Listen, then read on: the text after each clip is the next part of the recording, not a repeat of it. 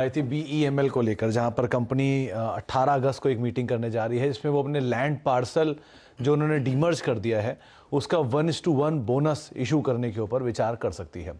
तो पहले वो कुछ आंकड़े हर बार की तरह आपकी स्क्रीन पर आएंगे जिसमें कंपनी 18 अगस्त को 1:1 बोनस के ऊपर फैसला करेगी। ये दरअसल कंपनी ने अपना एक लैंड पार्सल अलग, अपने जो लैंड बिजनेस है उसको बीईएमएल लैंड एसेट्स के तहत अलग कर दिया और उसका 1:1 बोनस पर फैसला होगा। कॉर्पोरेट एलिजिबिलिटी यानी कि कब तक रिकॉर्ड डेट एंड बाकी डिटेल्स हैं वो आगे चल के 18 तारीख के बाद आते हुए दिखाई पड़ेंगी। अच्छा, ये कंपनी पहले ही डीमर्जर कर चुकी है। अब ये डीमर्जर लैंड की स्टोरी आपके सामने है। 3500 एकड़ के आसपास कंपनी की ज़मीनें हैं जिसमें से करीब 41% ज़मीनें जो हैं वो कंपनी अपने ऑपरेशनल यूज़ में लेती है।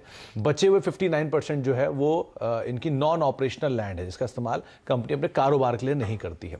एक एंटीक की रिपोर्ट ये कहती है कि इस लैंड पार्सल की वैल्यू करीब 385 रुपये पर शेयर के आसपास बैठती है। ये लैंड पार्सल अलग अलग कंपनी के यूनिट्स में है, तो उन लैंड पार्सल के हिसाब से आप इन पर नज़र रखिए, वो एक एक करके ब्रेकअप आपके सामने आएगा। बेंगलुरु में करीब 205 एकड़ ज़मीन है कंपनी की। मैसूर में करीब 530 एकड़ ज़मीन है इनकी। केजीएफ, ये केजीएफ मूवी वाला केजीएफ नहीं है, ये कोलार गोल्ड फील्ड वाला केजीएफ है जहाँ पे 2400 एकड़ ज़मीन है।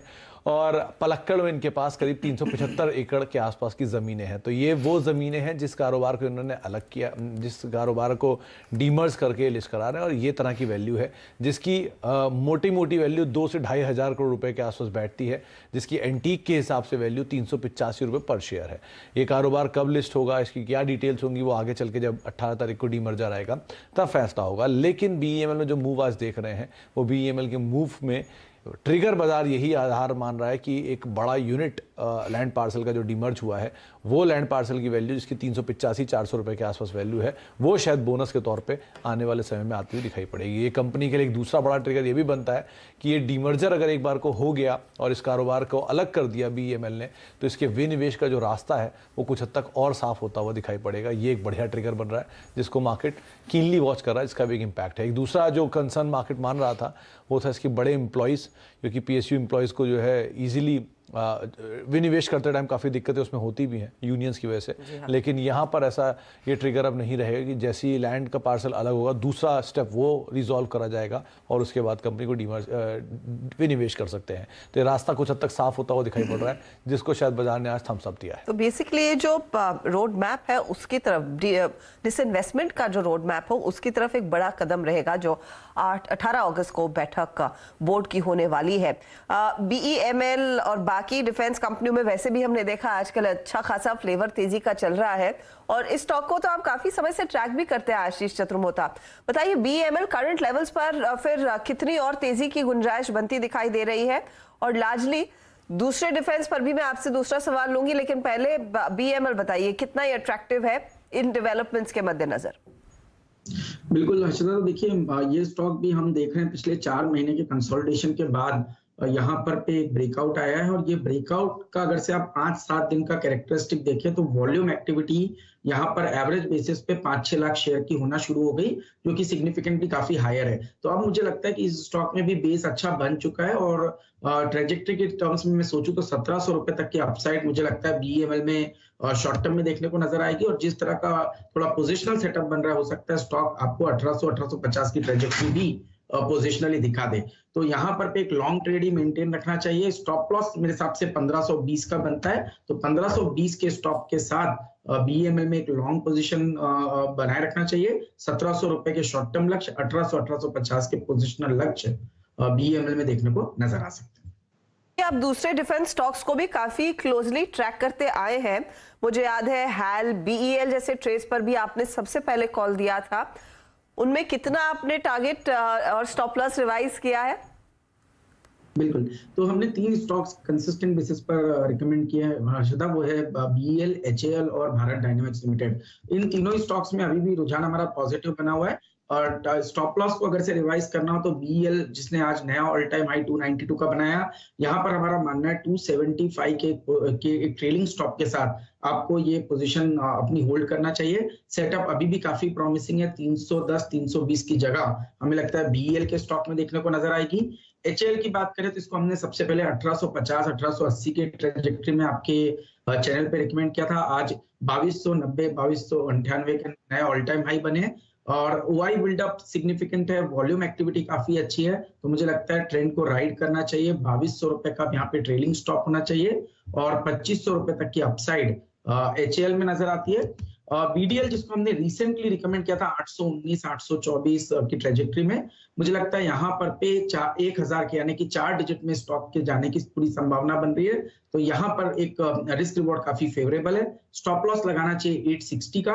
860 के स्टॉप के सामने 950 से 1000 रुपए की मूव BDL के स्टॉक में देखने को नजर आ सकते हैं। EML ही नहीं, ये बाकी डिफेंस कंपनियों में भी पूरा मोमेंटम देखने को मिलेगा। BEL क्या चल रहा है, मैं खास तौर से हमारी नजर गई थी, और वो भी एक ट्रेड है जिसमें आपने तेजी की पोजीशन ही मेंटेन करनी है। बाकी काउंटर्स में भी अगर ट्रेड लिया है, स्टॉप लॉस ट्रेल करते जाए, होल्ड करें। चलिए, ये बात हुई क्या चल रहा है, लेकिन आज क्या चल रहा है में एक बहुत यूनिक स्टॉक की हम चर्चा करेंगे और यतिन हमें बताएंगे ये चल क्यों नहीं रहा है। तो बात एक ही हुई तो क्या चल रहा है, मैं भारती क्यों नहीं चल रहा है, ये टॉपिक है। और अगर हम भारती का ट्रेड सेटअप देखें तो 1 वीक बेसिस पे स्टॉक केवल 2% ऊपर है। 3 महीने की फ्रेम में अगर आप इसको देख लें तो स्टॉक 2% नीचे है, और पिछले 6 महीने का अगर आप प्रदर्शन देख लें तो स्टॉक 1% नीचे है। तो बाजार जिस हिसाब से पिछले 3 महीनों में आउट परफॉर्म करता हुआ आपको दिख रहा है, भारती का शेयर दबा हुआ है। इसके कई कारण हैं, और सबसे पहले अभी का जो रीसेंट कारण है उसके बारे में बात करते हैं, जहां मैनेजमेंट ने 5G के इन्वेस्टमेंट्स की बात की है। अब 5G क्योंकि कॉम्पिटिटिव स्पेस है और रिलायंस ने काफ़ी एग्रेसिव आपको बिड करता हुआ दिखा है, तो भारती की अगर आप मैनेजमेंट की कमेंट्री सुन लें या जो कॉन्फ्रेंस कॉल पे उन्होंने एनालिस्ट लोगों को बताया है कि वो 5G का काफ़ी सारा केपेक्स जो है वो फ्रंट लोड कर रहे हैं, प्रीपोन कर रहे हैं, क्योंकि इनको लगता है कि जैसे ही आप स्पेंड करेंगे ज़्यादा शॉर्ट टू मीडियम टर्म में 5G के केपेक्स पे, उतना आपको कॉम्पिटिटिव एज मिलता रहेगा लॉन्च के टाइम। लेकिन अगर हम ज़्यादा केपेक्स की बात करें तो बाजार को ऑब्वियसली ये पसंद नहीं होता है, क्योंकि इससे कैश फ्लोज कंपनी के डिस्टर्ब हो जाते हैं, क्योंकि आप जितना कैश केपेक्स पे लगाएंगे और 5G की लागत में लगाएंगे, 5G के इंफ्रास्ट्रक्चर पे लगाएंगे, उतना शेयर होल्डर को आप कम रिवॉर्ड कर पाएंगे डिविडेंड के फॉर्म में या बायबैक के फॉर्म में, जैसे भी आप रिवॉर्ड करते हैं। तो ये जो एक बात है वो बाजार को पसंद नहीं आई। दूसरी बात कि 27 जुलाई को यानी लगभग 10-15 दिन पहले सिंगटेल यानी कि भारती के फॉरेन प्रमोटर या को प्रमोटर कह लीजिए, इनकी AGM थी, और AGM में उन्होंने एक बहुत बड़ी बात की है। पहले भी ये बात की है और AGM में रीट्रेट किया है कि $3 बिलियन तक के ये नॉन कोर एसेट्स और जो अपनी दूसरी कंपनियों में हिस्सेदारी है उसको बेचेंगे। ऑब्वियसली इन्होंने ये नहीं कहा है कि वो भारती में स्टेक सेल करना चाहते हैं या एक स्पेसिफिक एसेट में स्टेक सेल करना चाहते हैं, लेकिन सिंगटेल के मैनेजमेंट का ये मानना है कि उनका जो सिंगापुर में लिस्टेड शेयर है वो SOTP वैल्यूएशन के बेसिस पे काफी अंडर वैल्यूड है। बाजार जो है वो रिवॉर्ड नहीं कर पा रहा है शेयर को, और इसीलिए वो कैश रेज करना चाहते हैं जिससे वो डिविडेंड एक्सेलरेट कर सके, स्पेशल डिविडेंड दे सकें या बायबैक कर सकें। तो सिंगटेल ने कुछ ही दिनों पहले ये इंडिकेट किया है कि वो $3 बिलियन तक के अपने एसोसिएट्स में या नॉन कोर एसेट्स में विनिवेश करेंगे। और अगर आप न्यूज रिपोर्ट्स देखें, और हमने भी CNBC आवाज पर रिपोर्ट किया था कि सिंगटेल शायद भारती एयरटेल में शेयर्स बेच सकता है, तो शॉर्ट टू मीडियम टर्म में कहीं ना कहीं ये हैंगओवर या ये एंटिसिपेशन है बाजार का कि एक पोर्शन भारती के इंडियन प्रमोटर्स यानी मित्तल फैमिली खरीद सकती है, एक पोर्शन शायद आपको ब्लॉक डील होता हुआ दिखाई दे। तो ये सब चीजें जो है शायद भारती के शेयर को अंडर परफॉर्मर की तरह ट्रीट कर रही हैं। बाजार ये ओवरहैंग की तरह इसको देख रहा है। ऑब्वियसली AGM में जब आप शेयर होल्डर्स को बोलते हैं कि $3 बिलियन के आप डाइवेस्टमेंट करेंगे, तो सबसे पहली नजर जो है भारती एयरटेल के शेयर पे जाती है, क्योंकि वो एक लिक्विड फ्रंटलाइन स्टॉक है जो सिंगटेल आसानी से बेच सकता है। $3 बिलियन का नहीं तो $1-1.5 बिलियन का तो विनिवेश यहाँ इजीली आपको वो करते हुए दिखाई दे सकते हैं। तो ये स्पेकुलेशन पे और ये न्यूज रिपोर्ट पे शायद आपको भारती का शेयर पिछले 3-6 महीने में स्लो होता हुआ दिखाई दे रहा है। बिल्कुल बिल्कुल, और देखिए जो बात यतिन ने कही, बहुत मीनिंगफुल पॉइंट रेज किया यहाँ पे। और टेक्निकली अगर आप स्टॉक को देखें तो जितना मैं स्क्रीन पे देख रहा हूँ, और 710 से लेकर 780 के बीच में जितनी सप्लाई इस स्टॉक को विटनेस करनी पड़ रही है वो काफ़ी सिवियर है और ये पिछले 3 महीने में क्लियर हो गया कि वो सप्लाई ये एब्जॉर्ब नहीं कर पा रहा है। शर्मिला, अभी यतिन ने बहुत खूबी से समझाया और एक सिंगटन वाला पॉइंट अगर आप देखिए काफ़ी रीजनेबल है, वो रिफ्लेक्ट करता है कि काफ़ी सप्लाई से स्टॉक में आ सकती है। Your take on for the timing on Bharti Airtel, और अगर टेलीकॉम में से एक प्रेफर करना हो, कोई भी कैंडिडेट लॉन्ग लेकर चलना हो, तो आपका प्रेफर्ड स्टॉक क्या रहेगा? I think I have three things to say. सबसे पहले I think overall जो आपने लास्ट चीज कही कि अगर